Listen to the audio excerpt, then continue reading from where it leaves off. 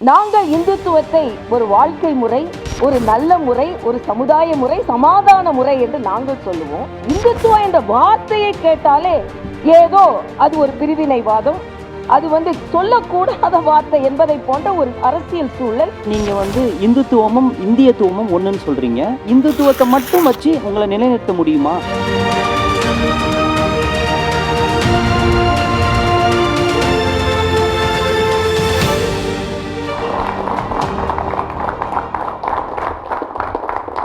புதிய தலைமுறை நேயர்களுக்கு வணக்கம். அரசியல் பழகு நிகழ்ச்சிக்கு உங்கள் அனைவரையும் வரவேற்கிறோம்.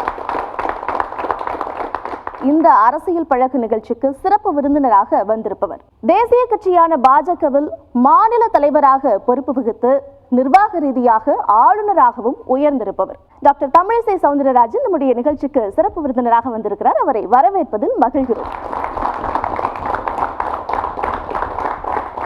அரசியல் பழகு நிகழ்ச்சியின் முதல் பகுதி. இந்த முதல் பகுதியில் நம் சிறப்பு விருந்தினர் உரையாற்ற இருக்கும் தலைப்பு இந்துத்துவம் நேற்று, இன்று, நாளை.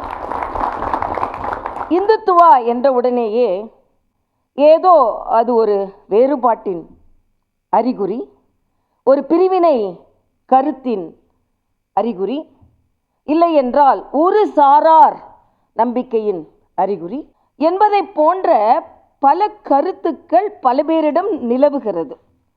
என்னை பொறுத்த மட்டில் இந்துத்துவம் என்பது ஒரு வாழ்க்கை முறை. நாங்கள் இந்துத்துவத்தை ஒரு வாழ்க்கை முறை, ஒரு நல்ல முறை, ஒரு சமுதாய முறை, சமாதான முறை என்று நாங்கள் சொல்லுவோம். இந்துத்துவம் என்ற வார்த்தையை கேட்டாலே ஏதோ அது ஒரு பிரிவினைவாதம், அது சொல்லக்கூடாத வார்த்தை என்பதை போன்ற ஒரு அரசியல் சூழல் பாரத தேசத்திலும் நிகழ்கிறது, தமிழகத்தில் அதிகமாகவே புழக்கப்படுகிறது. எல்லா மதத்தினரும் ஒன்றாகத்தான் ஆங்கிலேயரை எதிர்த்து போராடினோம். வேலூர் புரட்சியை நீங்கள் எடுத்துக்கொள்ளலாம்.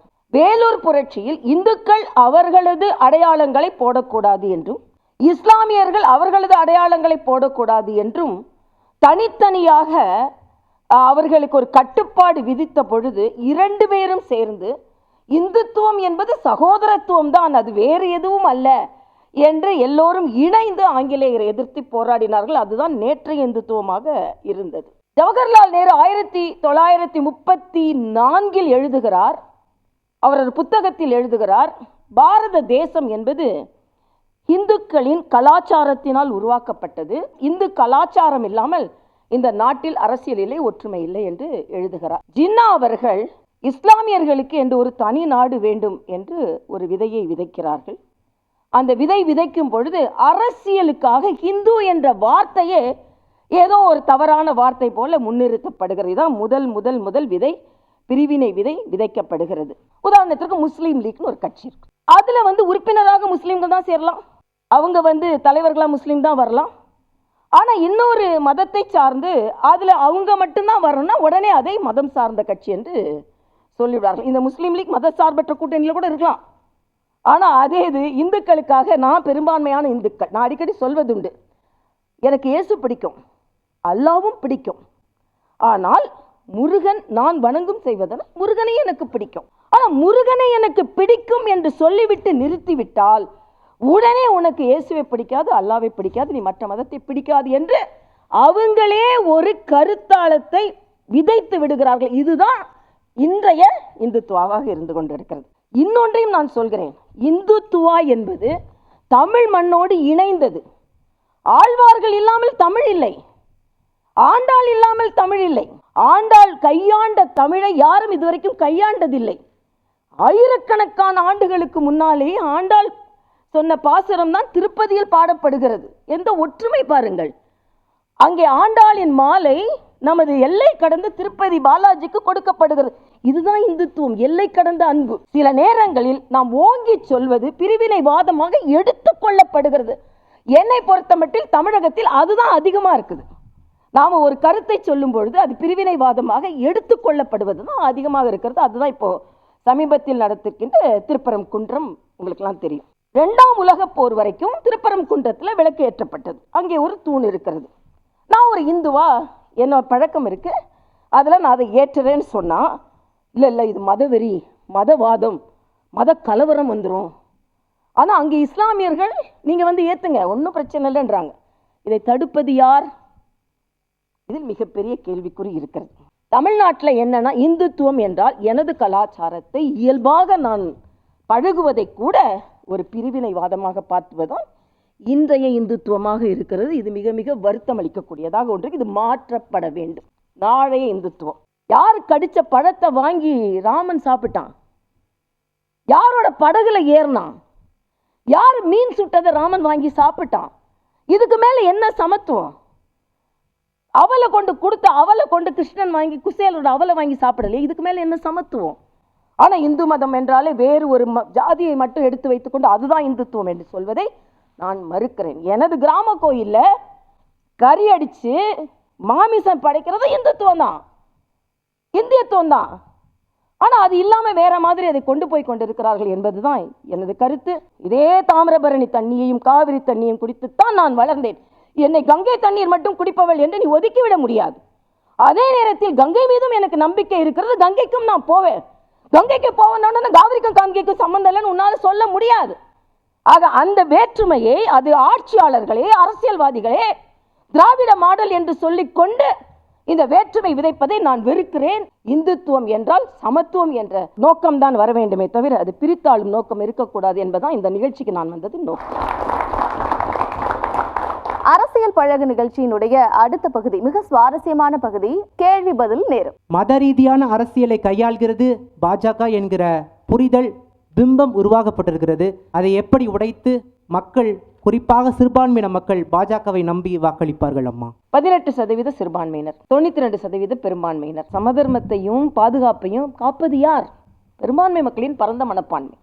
ஆனா இந்த பரந்த மனப்பான்மையை கையாளாகத்தனம்னு வச்சுக்கிட்டு தவறான பிம்பத்தை உருவாக்கி அதன் மூலம் ஓட்டுக்கள் வாங்க நினைக்கின்ற ஒரு தவறு. இது சரி செய்யப்பட வேண்டியதான், சரி செய்து விடுவோம். அயோத்தியில் அங்கே ராமர் பிறந்தார்னு சொல்லி பாபர் மசூதியை இடிக்கப்பட்டுச்சு. அப்போ இங்கே இருக்கக்கூடிய சீக்கந்தர் தர்காவையும் இடிப்பதற்கான ஒரு நோக்கத்தை முன்னிறுத்துதா? இதுதான் இந்துத்துவமா?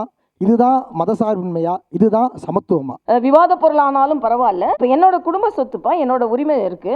அதில் ஒருத்தர் உள்ள உட்காந்துக்கிறாரு, இல்லை இது என்னோடதுன்னு நான் நியாயப்படி சட்டப்படி நான் அதை நிரூபிக்கிறேன். இப்போ நிரூபித்தவர் தப்பா? இல்லைன்னா குடியிருக்கிறவரை குடியிருக்க நம்ம சாதாரண வாழ்க்கையில் அது செய்கிறது இல்லைல்ல. அப்போ இயல்பாக அது ஒரு செஞ்சால் அது ஏன் தப்புன்னு எடுத்துக்கிறோம்? அதனால் இது தமிழ்நாட்டில் தான் இந்த பிரச்சனை, வேற எங்கேயும் அந்த பிரச்சனை இல்லை. அதே மாதிரி இஸ்லாமியர்களும் ஒத்துக்கொண்டு தான் அவர்களுக்கு இன்னொரு இடம் எடுத்து தான் நம்ம செஞ்சோம். இந்துங்கிறது ஒரு கலாச்சாரம், ஒரு கல்ச்சர். ஸோ இந்துத்துவாங்கிறது அந்த கலாச்சாரத்தை வச்சு ஒரு பொலிட்டிக்கல் டிபேட்டாக பண்ணுறதா தானே இருக்குது. அதான் அந்த காலத்தில் அது தேவையாக இருந்தது. அதை தான் சொல்கிறேன். அந்த காலத்தில் ஆங்கிலேயர்கள் நம்மளை அடித்து ஒடுக்கும் பொழுது அதில் நம்ம மீண்டு எழும்பொழுது எல்லாரும் ஒரே மாதிரி இருக்க மாட்டேன்னு சொல்ல முடியாது. அவர்களுக்கென்ற ஒரு எண்ணம் இருக்கிறது, அந்த எண்ணத்தின் வெளிப்பாடு என்று தான் எடுத்துக்கொள்ள முடியும். ஆக சவர்கரோட பேரை வச்சு உடனே பிஜேபிலாம் இப்படி, இந்துக்கள்லாம் இப்படி அப்படின்னு சொல்லி அவரின் உரிமை அவர் பேசி இருக்கிறார். அப்படிதான் நம்ம எடுத்துக்கொள்ளணும். சின்னதுலேருந்து நம்ம படித்தது இந்தியா ஒரு மதர் சார்பற்ற நாடு இல்லையா? அப்போ நம்ம எப்படி நீங்கள் இந்துத்துவமும் இந்தியத்துவமும் ஒன்றுன்னு சொல்கிறீங்க, இந்துத்துவத்தை மட்டும் வச்சு உங்களை நிலைநிறுத்த முடியுமா? இந்து கலாச்சாரம் வேற இல்லை, இந்திய கலாச்சாரம் வேற இல்லை. இதில் நான் குரோனாலஜிக்கல் ஆர்டர்லேயே கூட சொல்லலாம். இந்து மதம் மிக பழமையான மதம். அதில் உள்ள சாயல் இந்துல எல்லாமே இருக்கு. வேறு மதங்கள் நம் நாட்டிற்கு வந்த மதங்கள், அதையும் நாம மதித்து கொண்டிருக்கிறோம். இந்து கோயில்களுக்கு நீங்க எதிராக இருக்கிறீங்க, ஆனால் மற்ற கோயில்களுக்கு எதிராக இருக்கிறது இல்லை. இதைத்தான் நாங்கள் எதிர்க்கிறோம்.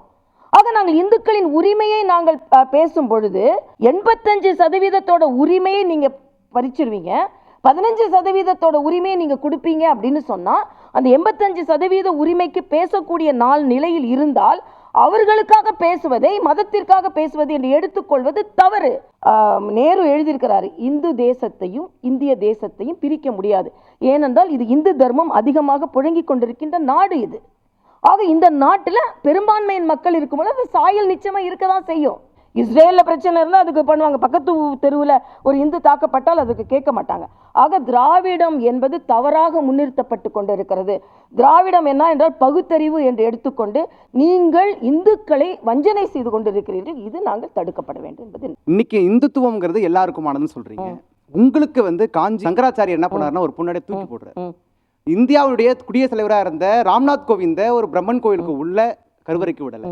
இளையராஜா இன்னைக்கு எம்பியா இருக்கிறாரு, அவருக்கு ஒரு இந்து கோயில் இடம் இல்லை. இப்படி தொடர்ந்து இந்து கோயில்களுக்கு யார் இந்துத்துவம் இல்லாதவர்களுக்கு அனுமதி மறுக்கப்படுவது ஏன்? ஒரு பிரம்மச்சாரி இன்னொருத்தவங்களை தொட மாட்டாங்க, அதை நான் மதிக்கிறேன். அவர் தூக்கி போட்டதை நான் தவறா நினைக்கல, அவங்க தொடர்றதை தவறா நினைப்பாங்க.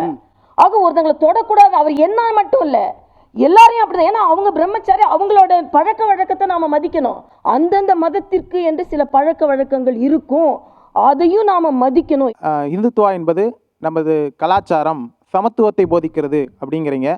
இதே இந்துத்துவால தான் தீண்டாமை கொடுமைகள் இழைக்கப்படுகின்றன, ஆணவ படுகொலைகள் நிகழ்த்தப்படுகின்றன.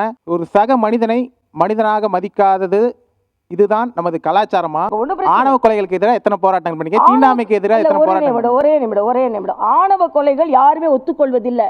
ஆணவ கொலைகளுக்கு நாங்கள் போராட்டம் செஞ்சுதான் வலிமையான வார்த்தைகளை நான் பதிவு செஞ்சிருக்கிறேன். இன்னும் சொல்ல போனா நான் தெலுங்கானாலையும் புதுச்சேரியிலையும் மிக மிக மோசமான நிலை வரும்போது நேராக போய் அங்கே நின்று இருக்கிறேன். நான் போராட்டம் நடத்திட்டேன் அப்படின்னு சொல்லிட்டா, ஓ போராட்டம் நடத்திட்டாங்க, அப்போ போராட்டம் நடத்தினாங்கன்னா ஏன் இன்னும் ஆணவ கொலை தமிழ்நாட்டில் இன்னும் குறையலை, ஏன் குறையலன்னு கேட்குறேன். இப்படி ஏமாற்றி கொண்டு இருக்கிறார்கள். நாங்கள் நான் பட்டவர்த்தனமாக எங்களது நிலைமையை நாங்கள் தெரிவித்து கொண்டிருக்கிறோம் சொல்கிறேன். ஆங்கிலேயர்கள் வந்தாங்க, சுதந்திரத்துக்காக போராடணும் அப்படின்லாம் சொன்னீங்க. ஆர்எஸ்எஸ் நல்ல இயக்கம்னு சொன்னீங்க. ஆர்எஸ்எஸ்ல இருக்கக்கூடியவர்கள் சுதந்திரத்துக்கு போராடினவங்க எத்தனை பேர் தெரிஞ்சுக்கிறதுக்காக கேட்குறேன். ஆர்எஸ்எஸ்ல எத்தனை பேர் வந்து சுதந்திரத்துக்காக போராடினாங்க அப்படின்னு சொல்லி. ஆர்எஸ்எஸ்ல நிறைய பேர் சுதந்திரத்துக்காக போராடி இருக்காங்க. ஆர்எஸ்எஸ் 1925 ஆரம்பிக்கப்பட்டது. இதில் மகாத்மா காந்தி வந்து அங்கே பேசியிருக்காங்க. ஆர்எஸ்எஸ் இயக்கம்னா அவங்க அடிமட்டத்திலிருந்து அவங்க தொண்டர்களை வைத்து அவங்க போராடுகின்ற ஒரு கட்சி. எல்லா போராட்டத்திலையும் அவங்க கலந்து கொண்டு இருக்கிறாங்க. இதுல தேசபக்தர்கள் இல்லைன்னு நினைக்கிறீங்களா? இதுல குறிப்பிட்ட சமுதாயம் இந்த அளவு மக்கள் கலந்து கொள்ளும் போது இவங்க எல்லாமே தேசபக்தியோட தேசிய போராட்டத்துல கலந்து கொண்டு தான் இருப்பாங்க. இன்னும் சொல்ல போனா காந்தியடிகளை பத்தியும் அம்பேத்கர் அவர்களை பத்தியும் இந்த இளைஞர்களுக்கு எடுத்து சொல்லி அவர்களை போராட்டத்தில் ஈடுபட வைத்திருப்பது ஆர்எஸ்எஸ். அதனால அவங்க எல்லாரும் கலந்து கொண்டா கூட அவங்க விளம்பரம் செய்யாமல் இருந்திருக்கிறார்கள். அவ்வளவுதான். இந்துத்துவம்ன்றது வந்து சகோதரத்துவம் சொல்றீங்க. ஆனா அண்மையில நடந்த இந்த ஒடிசா நிகழ்வை ஒப்பிட்டு பார்க்கையில அது சகோதரத்துவமான்ற ஒரு கேள்வி எழுது. பள்ளியில வந்து கிறிஸ்மஸ் குடியில வந்து இந்துக்கள் தான் வந்து அதையும் கிழிச்சு போட்டு போறாங்க. அங்க வந்து இஸ்லாமியர்களோ மற்ற மதத்தினரோ வந்து அதை செய்யல, ஆனா இந்துக்கள் தான் செய்யறாங்க. இது இந்துக்கள் வந்து சகோதரத்துவத்துக்கான அடையாளமா? சில நிகழ்வுகள் நடக்கிறது உடனே அது எல்லாத்தையும் அவங்க தான் பெரும்பான்மைன்னு சொல்லக்கூடாது, சொல்ல முடியாது. இன்னொன்னு அங்கங்க நடக்க, நான் ஏற்கனவே வேங்கை வயலை சொன்னேன். வேங்கை வயல்னு அப்போ தமிழ்நாட்டில் எல்லா இடத்துலையும் வேங்கை வயல் மாதிரி மலம் தான் கலக்கப்படுது அப்படின்னு நம்ம சொல்ல முடியுமா? ஆக அந்த நிகழ்வாக தான் பார்க்கணும். அடுத்த பகுதி அரசியல் பழகு நிகழ்ச்சியினுடைய இறுதி பகுதி, மிக சுவாரஸ்யமான பகுதி, புகைப்பட பகுதி. அதையொட்டிய அம்மாவினுடைய பார்வையை பார்க்க போறோம். மரியாதைக்குரிய குருஜி என்று அவர் அழைப்பார். பார்க்கும்போதே அவர் ஒரு ஞானி போல இருப்பார். அவர் வந்து பஞ்ச் ஆஃப் தாட்ஸ் அப்படின்னு ஒரு புத்தகம் எழுதியிருக்கிறார். அது உண்மையிலேயே பல நல்ல தகவல்களை கொடுத்திருக்கிறது. ஆனால் சில விமர்சகர்கள் அதை எடுத்து வேறு மாதிரி அதை முன்னிறுத்து கொண்டிருக்கிறார்கள். இன்று ஆர்எஸ்எஸ் 100வது ஆண்டை கொண்டாடி கொண்டிருக்கிறது. கிராமங்கள்லாம் அந்த காலத்தில் ஒழுக்கத்தை கற்றுக் கொடுவதற்கு ஷாகாக்கு போங்க அப்படின்னு சொல்லி இந்த ஷாகாக்களை இந்தியா முழுவதும் நடத்தி காண்பித்தவர்கள் இவர்கள்.